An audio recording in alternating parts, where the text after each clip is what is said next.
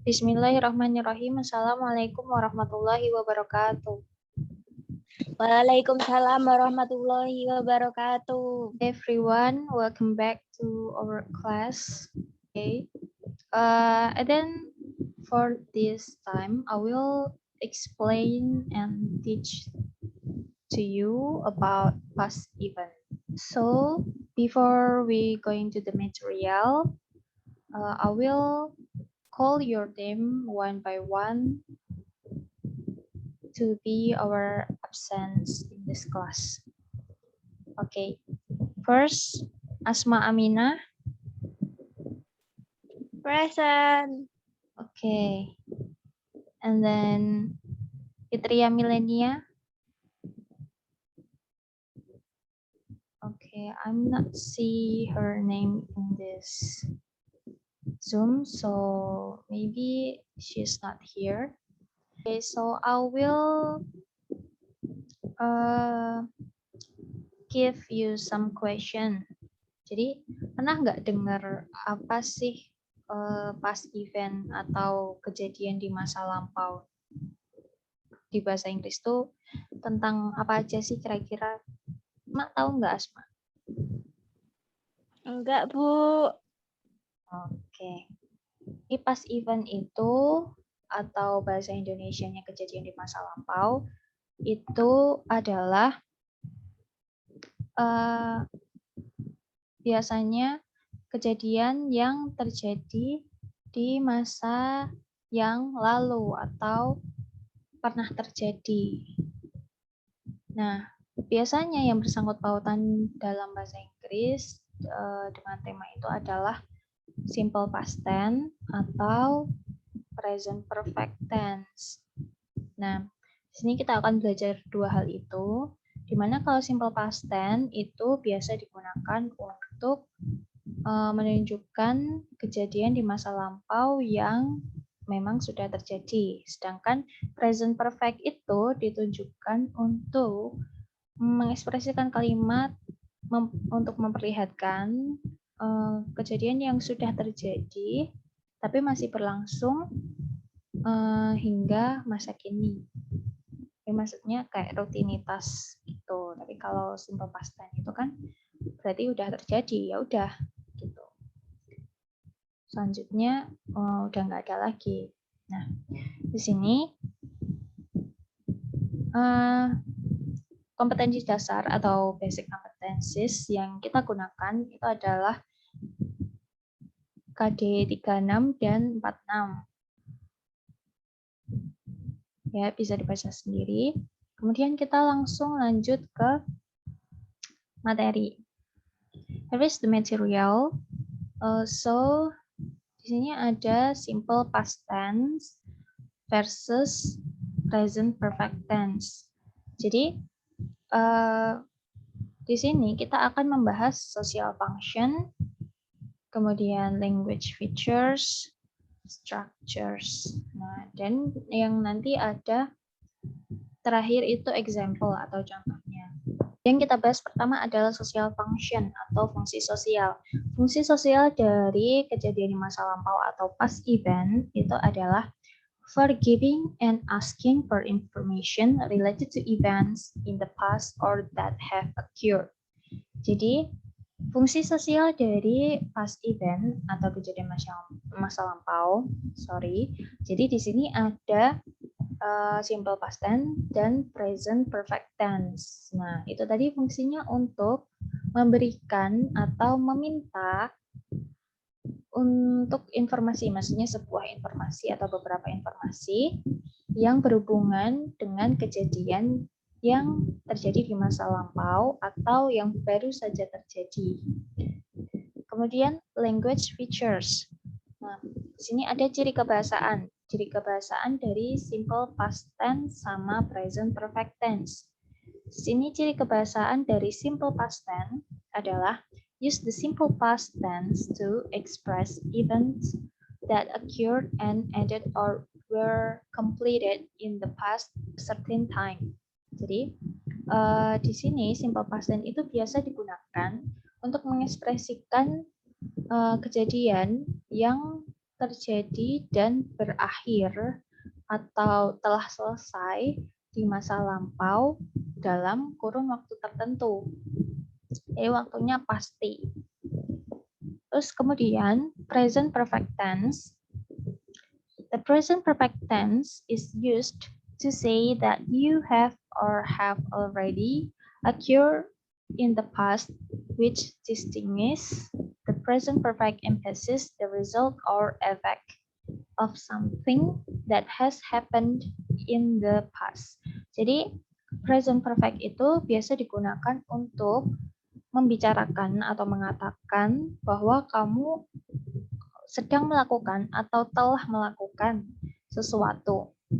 Nah, biasanya ini terjadi di masa lampau yang mana present perfect ini memiliki result atau hasil ataupun efek dari sesuatu yang telah terjadi di masa lalu.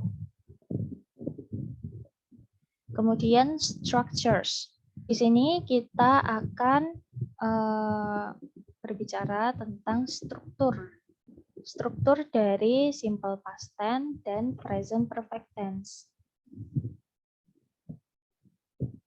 Oke, jadi simple past tense itu ada dua, seperti biasa. Semua tenses itu pasti ada dua bentuk, yaitu yang pertama with verbs atau verba, dan yang kedua without verbs atau nominal. Kemudian, sebelum kita masuk ke structures atau strukturnya, kita ingat-ingat dulu subjek dan to be yang akan digunakan di struktur simple past tense dan present perfect tense. Yang pertama,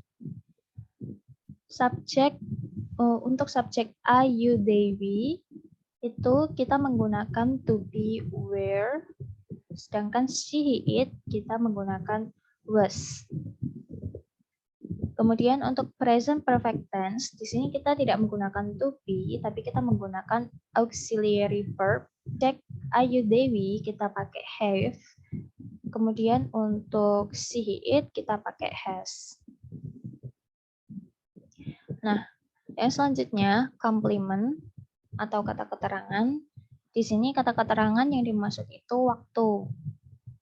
Nah, keterangan waktu untuk simple past itu ada contohnya yesterday, kemudian ago. Ago itu penggunaannya bisa day ago atau days ago, kemudian second time ago, terus bisa juga years ago. Jadi ago itu artinya yang lalu.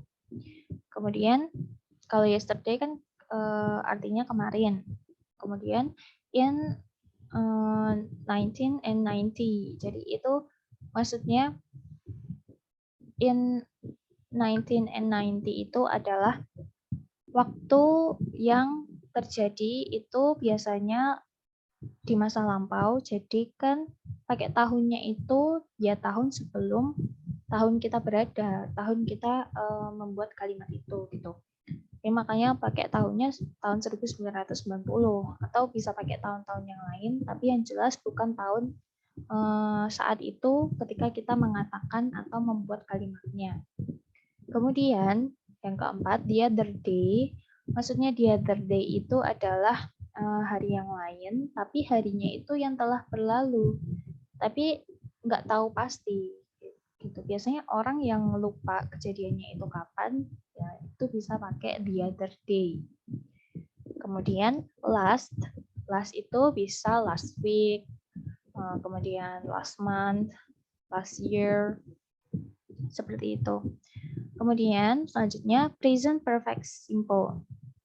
Yang pertama ada just, kemudian ada already, up to now, until now, or till now, ever, not yet, so far, lately, or recently. Jadi just itu biasanya kalau diartikan sendiri itu kan hanya. Nah, tapi kalau di sini maksudnya baru aja gitu, just baru aja. Terus already ini artinya sudah. Up to now itu artinya sampai sekarang, sama dengan until now. Kemudian ever itu pernah. Not yet itu maksudnya belum. Terus so far itu maksudnya sejauh ini. Terus lately or recently itu maksudnya belum lama ini gitu. Nah, lanjut. Di sini kita belajar tentang structure dari simple past tense. Nah, di sini ada verba dan nominal. Untuk verba atau with verbs itu using verb to menggunakan verb kedua atau kata kerja bentuk kedua. Kemudian subject plus verb to plus object or complement itu artinya bentuk kalimatnya. Jadi bentuk kalimat simple past tense untuk verba seperti itu. Sedangkan untuk nominal itu yang digunakan using be atau yang menggunakan be, was, were. Nah, bentuk kalimatnya itu subject plus be plus adjective or noun or adverb. Jadi adjektif di sini kata sifat, terus kemudian noun di sini artinya kata benda, terus kemudian adverb di sini adalah kata kerja. Jadi kata kerja tambahan. Present perfect tense di sini juga sama, tapi bedanya kalau verbanya itu dia pakai has, have atau auxiliary verb dan verb 3, sedangkan simple past tense tadi pakai verb 2. Nah, kalau di sini dia tidak ada to be, tapi di sini dia juga pakai been untuk nominalnya. Kemudian langsung ke contoh. Contoh dari simple past tense itu di sini ada kalimat positif, negatif, dan di sini ada kalimat interrogatif. Oke, jadi di sini ada she finished her work at 9 o'clock. Jadi artinya dia telah selesai atau telah menyelesaikan pekerjaannya pada jam 9. Jam 9 tepat.